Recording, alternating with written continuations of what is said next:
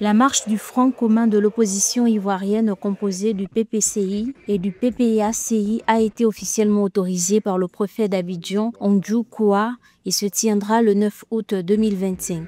Cette décision a été annoncée le 5 août par Yagui Jean Likane, député du PPCI RDA, après une réunion entre les autorités, les forces de sécurité et les représentants de l'opposition. Initialement prévue pour le 2 août, la marche avait été annulée par le préfet pour des raisons de sécurité, de circulation en raison de l'indisponibilité des forces de l'ordre, notamment du fait de la localisation initiale proche du palais présidentiel.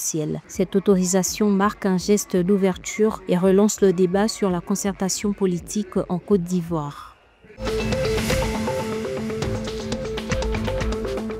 Le nouveau président en exercice de la CEDEAO, Julius Maada Bio, président de la Sierra Leone, intensifie ses efforts diplomatiques pour renouer les liens avec les trois pays Mali, Burkina Faso et Niger, ayant quitté la communauté en janvier 2025 pour former la Confédération des États du Sahel, AES. Le 5 août 2025, le président Maada Bio a réitéré un appel au dialogue, exprimant sa volonté de bâtir un partenariat plus étroit et plus solide entre la CEDEAO et l'AES. Selon le président de la Sierra Leone, ce rapprochement reste essentiel pour le renforcement du commerce, de la libre circulation, de la paix et de la sécurité dans la région. Cette démarche s'inscrit dans la continuité des efforts de réconciliation amorcés par son prédécesseur, le président nigérian Bola Ahmed Tinubu.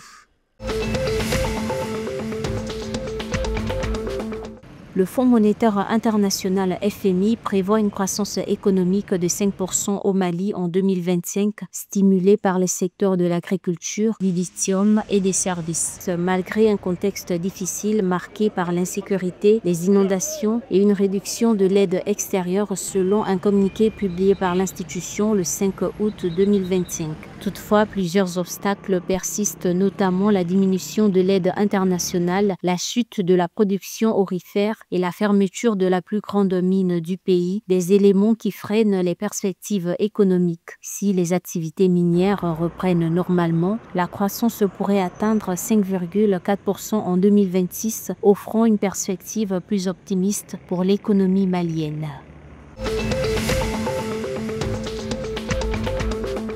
Pour la souveraineté sanitaire de l'Afrique, le président du Ghana, John Dramani Mahama, a dévoilé le 5 août 2025 un plan à 3 niveaux visant à transformer la gouvernance de la santé, à faire évoluer les solutions africaines et à renforcer l'autonomie.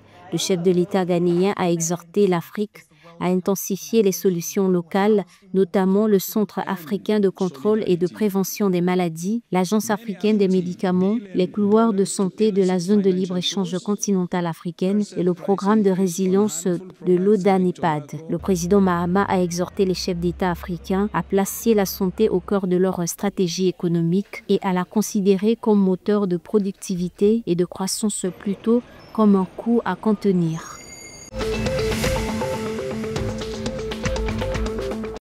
Les Aigles de la Médina du Sénégal ont raté leur entrée en lice dans le tournoi qualificatif de UFOA A pour la Ligue des champions féminines en s'inclinant 0-2 face à l'US-FAS Bamako.